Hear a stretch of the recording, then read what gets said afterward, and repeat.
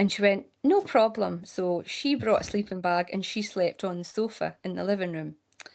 And at 2 o'clock in the morning, the fire alarm went off for the first time ever in that building.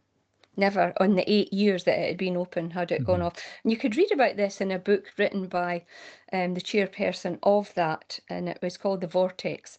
All of these mediums have written their stories.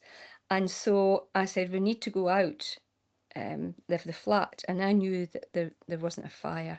They just wanted us out of that flat. So she pulled on our jeans, etc., and we went out. The flat was inside the building, just as called it the medium's flat.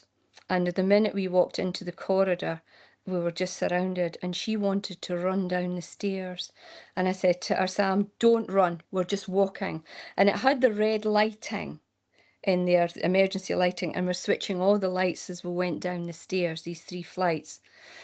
And they were surrounding us. It was not a good feeling. It was not pleasant. And we got to the bottom, and they had this big, huge alarm panel with all these different numbers on it, and a number you phoned. So we phoned the number and said, look, the alarm's going off. He says, which zone is it? And I said, it's zone number 3. And he said, that's the basement. Go down to the... I says, like hell I will. I said, I'm not going down to the basement. I said, you need to switch that off. Wow. and reset it. And if there is a fire, then it'll go off again. And so we went back upstairs into the flat, made a cup of tea, 3 in the morning by this time. And we're sitting, and then it's like somebody was pushing on the door to get in. We were the only ones in the building.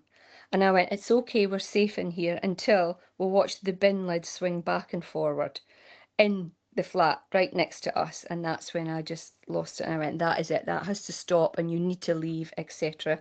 And I never ever stayed in that building again.